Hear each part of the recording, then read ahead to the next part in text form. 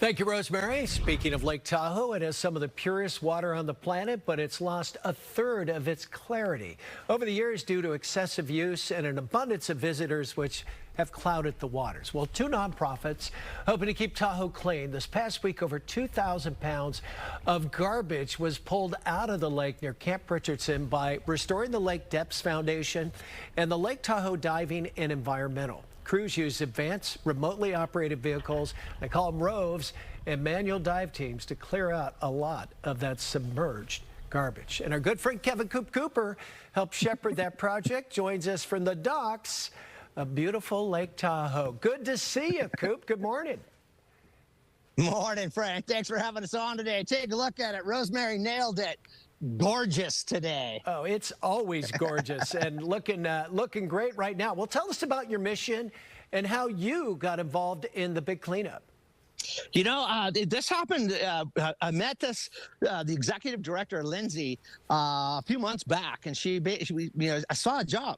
She was looking for someone for communications and public relations, and I was like, oh, this is amazing. And then I went to their website, restoremylake.org, and I read what their mission was: removing microplastics from the lake. There's a big, long backstory to the whole thing about a hat in the lake many years ago, and they started the foundation, and now they have 4 ROVs, Baby 1, Baby 2. They've got Martis and Deep Emerald. And basically what they do is they go around to all the marinas, or they want to survey and map all of Lake Tahoe and remove as much microplastic as possible. Now, add in the environmental group and Captain Chris. He's the diver, and he's got Sand Dollar. So now we have best of both worlds. We've got the ROVs to survey and map and pick up microplastic and small items. And now we've got divers with Lake Tahoe Environmental. They're able to go down and get those large objects and pull them out. So we have the best of both worlds. We'll actually be out here in a couple weeks down here further on the South Shore, down towards Kiva and Baldwin, where there are a lot more objects out there. But I'll tell you what, Frank, you know the coolest thing is when you're coming back in after a mission and you've picked up all this stuff and you're taking it to the dump. It feels really good to get back to the lake. Oh, I bet. I mean, I love it. You know I do. How deep do the teams go, and what kinds of things are you finding in the depths of Tahoe? So there's a lot of different items out there. Everything from engine blocks to what you saw. That was an Aurora sup pump that used to pump water. The serial number has it, built in 1973, probably put in the lake in 73. There are a lot of cement blocks. I mean, there was really no regulations in the 40s, 50s, 60s, 70s, and 80s here at the lake. So there's a lot of large objects, but then there's the small objects as well. Those are your straws, your plastics, your glasses, everything you can think of. But here's a really cool project that we're working on, and we're going to test Deep Emerald here this week coming up.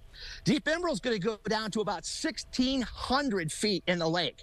So we're going to test her with a fiber cable, and we're going to go down. We'll probably test her off a Rubicon, and then I think the big test is going to be over towards Crystal Bay, where we take her all the way down to 1642, 1643.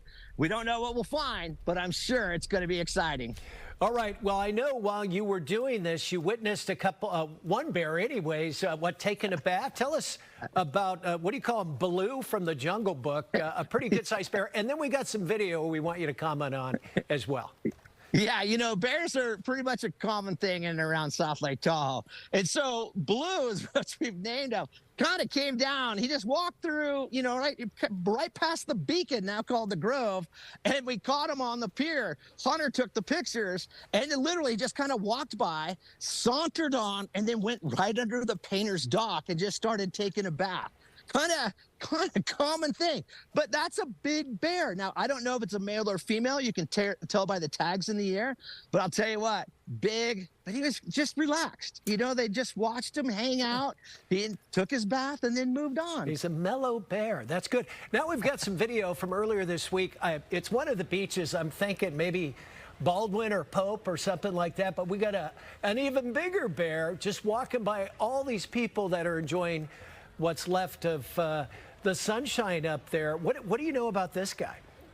Well, that guy that's actually down towards Tahoe Beach and Ski, and that beach down in there. It's a big bear for sure. But here's the thing with these guys, and girls, as they're walking through, People should not approach them. And if you want to get a picture, take it from a distance. But if you approach the bear, the water one's going to be an obstacle for the bear. They're going to go through you. You just see, look how humanized he is. He's just walking by the paddleboard. He's probably thinking he wants to take that jet ski out for a little rip right there. But you got to be really careful with these guys.